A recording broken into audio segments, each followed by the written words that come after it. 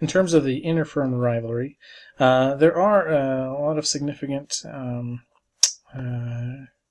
there are a lot of airlines and companies in the space offering similar service, and the large airlines of the larger group, there's really just a select handful of about 5 or 6 airlines that make up the majority of the market share.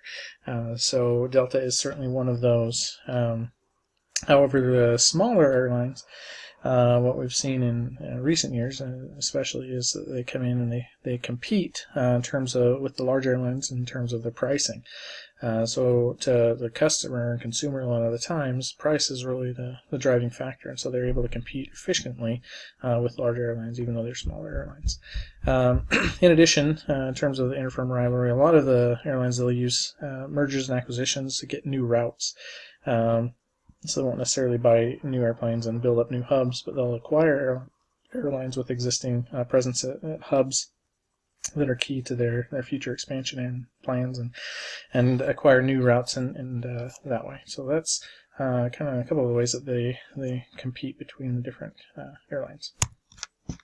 In terms of the competitor analysis, so there's a lot of components that we have looked at, but in terms of the major airlines that Delta competes against, you look at things in terms of things like net margin and net income, and if you look at the numbers for their the top competitors, American Airlines being the number one market share airline that's out there, they're almost double what Delta's current numbers are. And then you look at things like assets, but assets tells a different story. So Delta is by far the largest in terms of assets. So the differentiation between utilizing those assets to get profits, Delta just isn't doing that as well. In terms of the growth, however, if you look at the 3-year, American, which is their competitor, has been on a significant decline, whereas Delta's is much smaller. But then in the shorter term, in recent 12-month, they're actually doing quite well comparatively, and so. If you look at those same rankings against Southwest has significantly higher growth than Delta in the 12-month period, and so they certainly are competitive, and you can see that accounts for Delta's or for Southwest coming in and taking the market share from some of these larger airline.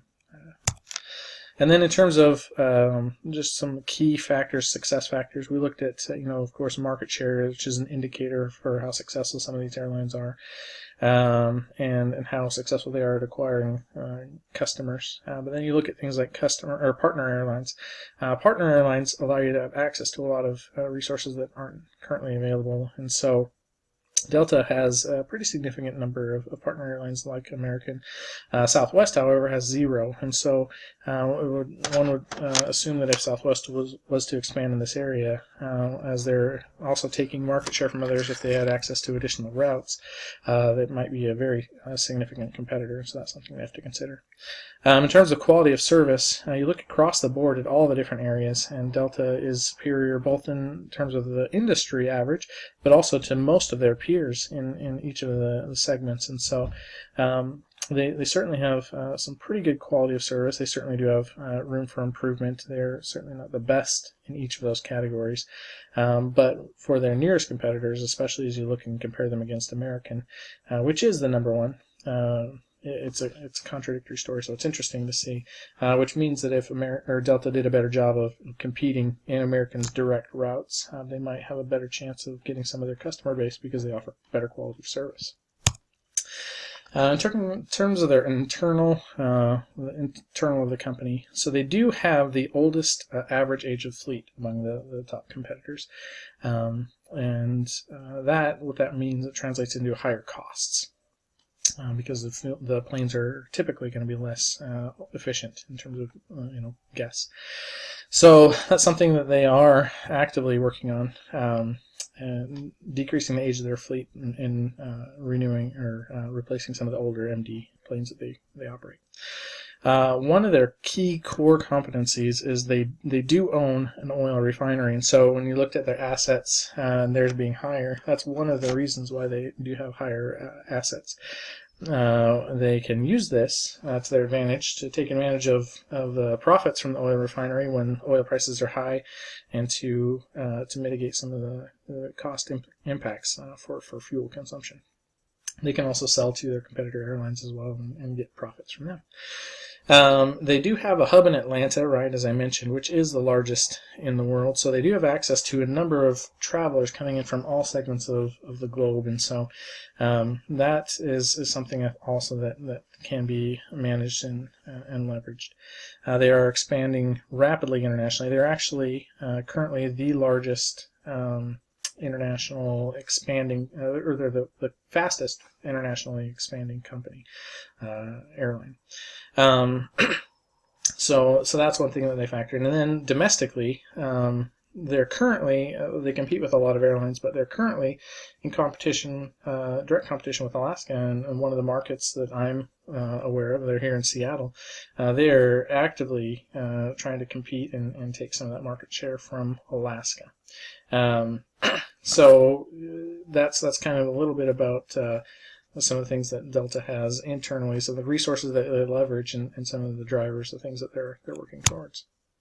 In terms of the key issues that we found, so they do have a lot of competition in the market, and it's very difficult to get significant market share. There's price wars going on continuously that they have to compete against, so Southwest, Spirit, JetBlue, a lot of these low-cost airlines coming in and competing, taking away some of the market share, so that's a challenge.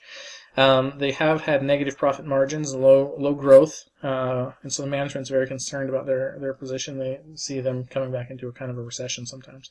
The Alaska merger that I mentioned earlier with Virgin, that's going to mean that they're going to operate on some of the similar routes, and so that could cause an additional issue as well. And then Delta, if they focus on the same routes where they already exist, somehow they provide good service to customers, it could challenge Alaska, which then of course would result in some competitive repercussions. So some key issues, weaknesses and threats. In terms of weaknesses for Delta, so they're operating in a very competitive, more competitive industry. And so you have to continuously be improving, innovating, and marketing in order to compete in the space. A lot of their customers have higher fixed costs than some of their competitors that operate on a very low resource utilizing model. And then also, again, their worsening financial position, it's allowing less and less opportunity and resources for them to expend in trying to grow their fleet. In terms of threats, so the costs, as mentioned, the price, there's a lot of competition in terms of cost, and then there's also a perception of safety that the public gets concerned. Since the 9/11, there's been some concerns around safety. There's a lot of products out there that are lower priced. Things like the Alaskan Virgin American deal, that's a threat. What if they have to now compete on routes that they previously held a pretty significant margin on? So some recommendations. So one, the pricing strategy should be reviewed. They need to continue to create dominance among its competitors. So reducing cost could allow them to acquire additional user base in some of the markets. And take that away from American or even competing directly with Southwest. Increase the number of routes. Always provides opportunities that aren't currently available to you, which can help you get market share. And then investing heavily in marketing. Of course, that's going to get your brand out there, especially if you're expanding in markets and offering new services to attract those customers. And then introducing new controls, procedures, and then support systems for the customers, and making it more efficient and making customers happier to fly with you. Instead of focusing on just one class, make sure that they focus on innovating in the economic class instead of just like the first class, focusing on the benefits there. Focusing on economic could get people, instead of switching between the different airlines, they could see benefits from this brand and remain loyal if the benefits are enticing enough. And then they could introduce their services on other local routes in America in terms of business hubs, and focusing on attracting business customers to increase that area as well. In terms of justification, I'm just going to briefly touch on this. So there's a lot of opportunity globally. Getting brand recognition internationally could increase, travel, could increase the number of customers and their market share in that market. And then by entering additional markets, and it'll allow you to grow, which will increase your profits to address the worsening financial position that the company is in. In terms of economic conditions, the economy seems to be improving in a number of areas, and so customers do have more disposable income, and so they're looking for travel more. And so if they can provide things that would attract those travelers domestically, like providing better entertainment, internet, things like that, that they're seeking out, customers will be certainly more enticed to travel, especially if they're able to spend a little bit more money, but they'll get better quality service. They might want to fly with them. In terms of implementation, so company needs to definitely do a lot of analysis. So each of these is going to require solid understanding of the market, what business customers are available that would make partnerships, what's the population of business travelers to and from the sites that they might be considering. The airlines that are currently serving each of those hubs, they have to understand, are they low cost, or are they high quality, which side of the fence they sit on, and just analyzing the value that each of those routes could bring. And then as they do expand into those, again, focusing on those new products and services, things that are going to attract customers. So internet, of course, is very attractive to customers. A lot of airlines aren't providing that still. Providing better in-flight amenities is certainly another area, whereas other airlines are decreasing those in an effort to reduce their costs. And so that is something that is noticeable to consumers. So as other airlines are decreasing, if they instead go on the other way and provide some of those benefits, they could attract some of those customers. Thank you very much, and it's been a pleasure being in this class. Thank you.